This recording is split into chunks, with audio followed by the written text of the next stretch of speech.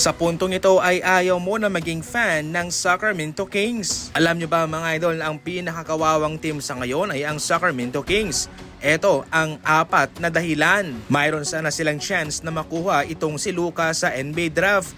Pero ito'y kanilang nilampasan at kanilang kinuha si Marvin Bagley III. At ang sumunod naman kanilang i-trade itong si Tyrese Haliburton na siyang nakapasok naman sa NBA Finals nung kanilang kinalaban ang OKC Thunder. Sumunod naman ay kanilang sinibak si Coach Mike Brown na sa ngayon ay nasa Knicks at nasa NBA Finals. Panghuli si De'Aaron Fox na nasa Spurs na ngayon ay nasa finals din. Maraming mga players dito ang sinayang ng Sacramento Kings.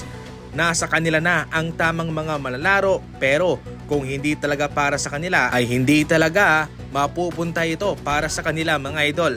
Grabe yung mga players na kanilang sinayang, Luka Doncic, Tyrese Haliburton, De'Aaron Fox at yung coach si Coach Mike Brown. Kung naghintay lamang sila, kung kanilang hinabaan yung kanilang pasensya, grabe, ano kaya ang posibleng mangyari?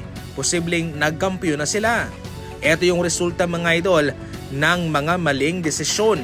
Pilit naman nilang inaayos ang kanilang kupunan, pero sa kanilang pag-aayos ay mayroon silang napabayaan at mayroon silang nakalimutan. Si Wembanyama ang pangalawang NBA player na magkakaroon ng malaking kontrata. Una si Jason Tatum mga idol, at ngayon itong si Wembanyama posibleng pumirma ng nasa 301 million. Yung original ay 251 million rookie max contract extension sa loob ng 5 taon.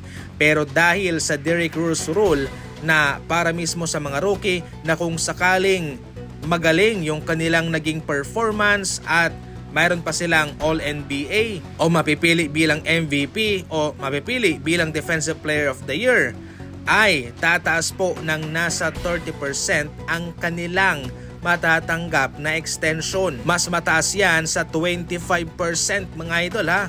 Kaya totally pwedeng pumako sa 301 million itong kanyang matatanggap. Grabe mga idol. Papalaki ng papalaki ang kontrata sa ngayon ha. Kung noon ang pinakamalaki ay 1 million, 2 million, pero ngayon mga idol 300 million na. Siyempre dahil din po yan sa tinatawag na inflation. Ngunit grabe yung halaga, napakalaki pa rin yan. Sabi nga nila mayroon talagang kontratang aabot ng nasa 1 bilyon. Nangyayari kasi na tumataas yung mga kontrata kung sakaling mayroong bagong TV deal na pinipirmahan ang NBA. Ang simpleng paliwanag dyan, habang tumataas, lumalaki ang kanilang nakukuhang TV deal sa mga kumpanya, sa mga network, ay tataas din po ng tataas ang mga kontrata ng mga NBA player. Para kay Victor Wembanyama, 22 years old pa lang mga idol, tsak na maabutan pa niya ang 1 bilyong kontrata.